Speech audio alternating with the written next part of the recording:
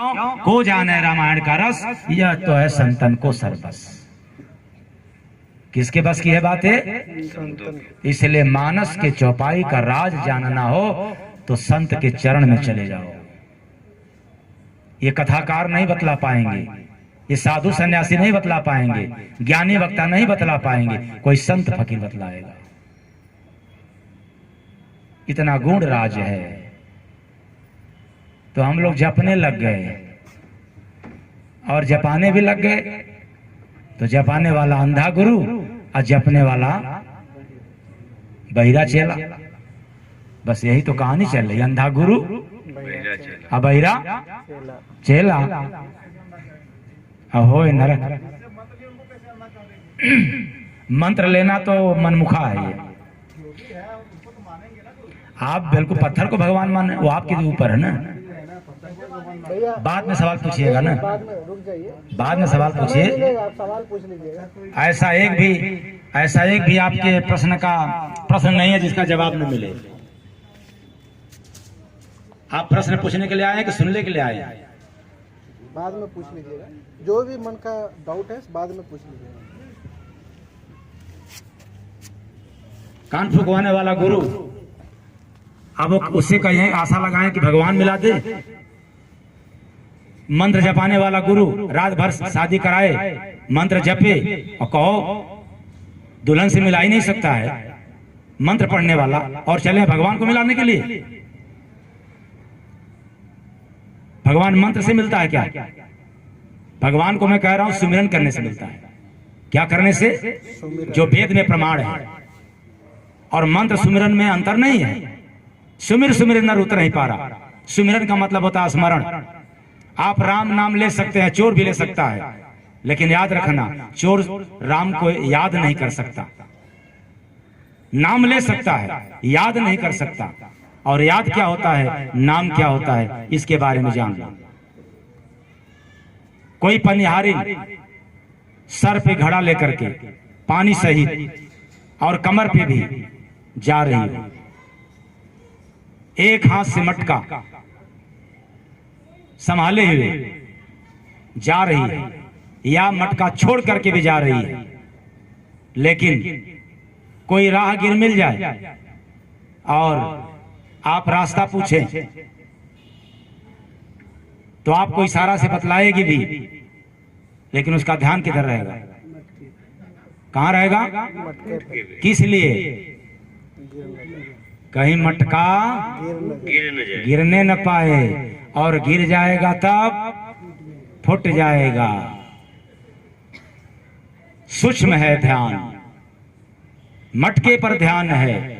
आपसे बात भी करेगी, रास्ता भी बतलाएगी, लेकिन ध्यान उसका मटके पर रहेगा। इसको क्या कहते हैं? ध्यान, सुमिरन। इसी को स्मरण कहते हैं कि आप जगत में आए हैं, काम करते रहें, लेकिन राम को हम हमेशा याद करते रहें। तो चोर चंडाल बदमाश कभी याद नहीं कर सकते। बस गए भाई हनुमान जी, ये काम हमारा पूर्ण हो जा। ये तो जाप है, ये तो मंत्र है। तो गोस्वामी दास जी ने इस तरह का शब्द लिखा जिसको हम लोग अर्थ का अनर्थ लगाते हैं। सुमिर सुमिर नर उतरहि पारा।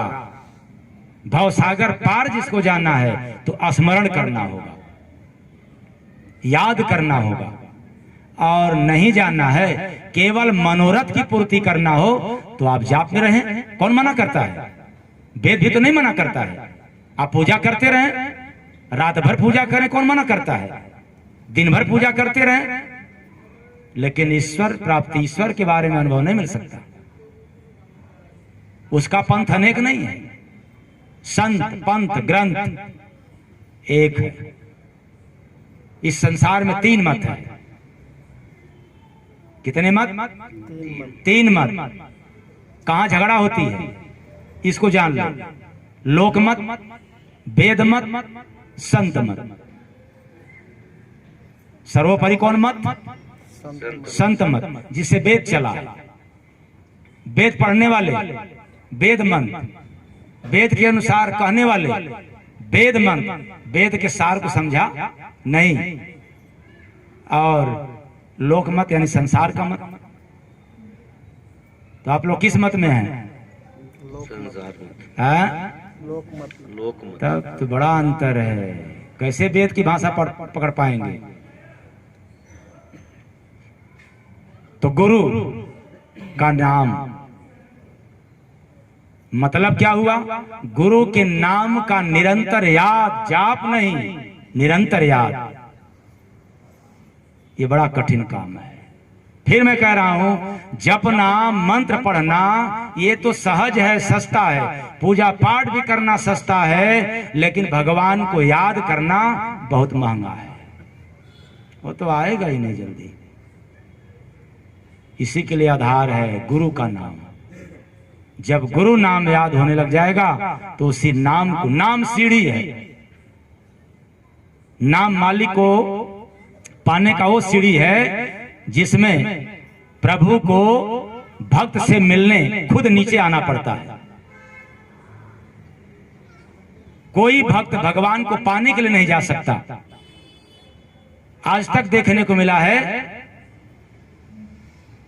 कि भक्तों से भगवान मिले हैं, न कि भगवान से भक्त मिले हैं। अब आप लोग बताएं, राम से सबरी मिलने के लिए गई थी या सबरी से कौन मिलने के लिए गया था? क्यों? जाप कर रही थी, राम के याद में थी कि एक दिन कुटिया में तेरे राम, किसने कहा था? गुरु कहा था। कौन कहा था? और राम को जाना पड़ा। इसलिए तो मैं कहता हूं ललकार करके कि ये मंत्र तंत्र से प्रभु की प्राप्ति नहीं हो सकता। हाँ, संसार के काम, मनमुखों का काम, मतानुसार काम आप कर सकते हैं। वेद में यह भी है, लोकमत, वेद मत, और उसी वेद में है संत मत। अपनी अपनी योग्यता के अनुसार हम सब समझते हैं बात। किसके अनुसार? योग्यता के अनुसार, जैसी आपकी योग्यता हो। कटु भाव वाले होंगे, कभी नहीं पकड़ सकते, और अच्छे भाव वाले होंगे तो फिर क्या पूछना है? उनसे तो प्रभु मिलने के लिए आते हैं। तो नाम किसका बताया? आप माने ना माने इसकी कोई फिक्र नहीं, लेकिन नाम किसका बतलाया गया? गुरु का नाम। तो गुरु का नाम तो हम लोग फिर समझ जाएंगे क्या? तो लगता है गुरुए नाम जपो, गुरु नाम, गुरु नाम, गुरु नाम। नहीं, वो कौन सा नाम है जिस नाम की सुमिरन के लिए गोस्वामी दास जी ने दर्शाया। नाम दो तरह का होता है, एक बड़ात्मक, एक ध्वनात्मक।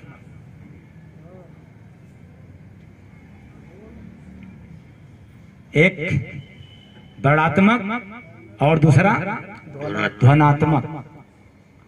तो आप लोग कौन नाम लेते हैं? कौन? बड़ात्मक नाम, लिखने पढ़ने वाला नाम, वो नाम लेते हैं, और इस नाम की जाप होती है, सुमिरन नहीं होता। लेकिन जो ध्वनात्मक नाम होता है, इसका जाप नहीं होता, इसका सुमिरन होता है। वो कैसे? घंटे पर आवाज मारे, बोलेगा टन टन टन खंड में, ये बड़ात्मक नाम है। लेकिन मार देने के बाद चोट लग गया और फिर जो उसमें से अन्न की आवाज निकलती है, वह ध्वनात्मक नाम है। आप उसको जप नहीं सकते, उसको सुन सकते। वह ध्वनात्मक नाम, वो हर मानव के अंदर है।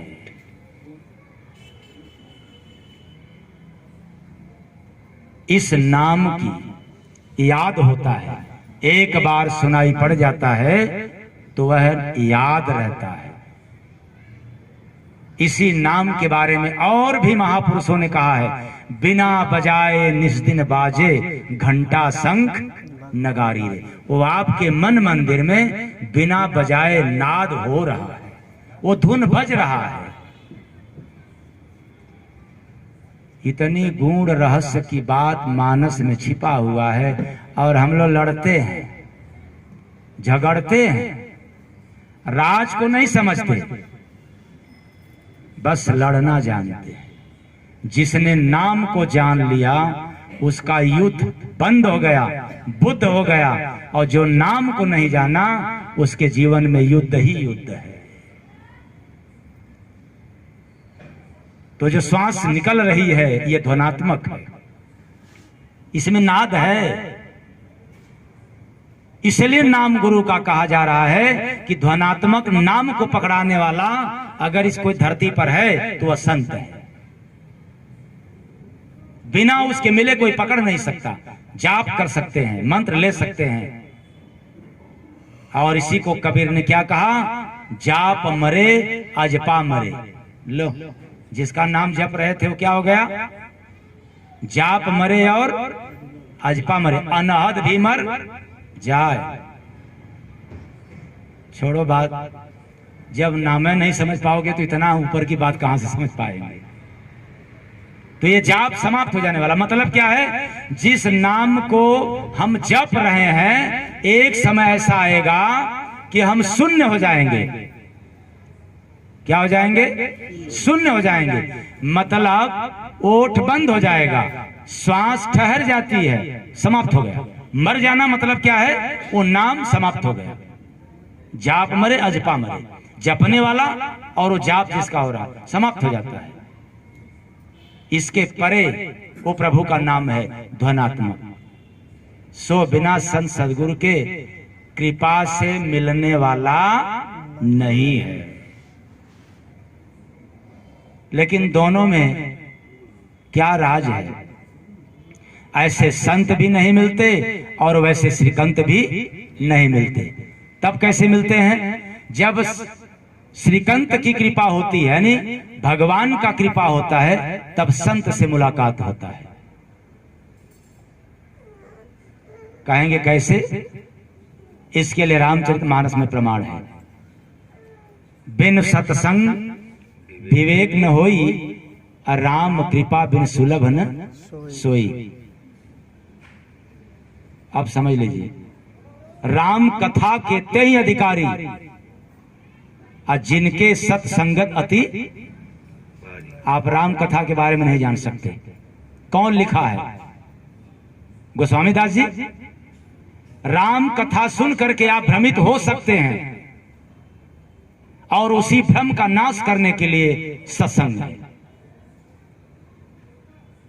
तो जब तक सत्संग नहीं समझ में आएगा तब तक राम कथा के बारे में आप नहीं जान सकते। तो सत्संग कौन सुनाता है कथा का,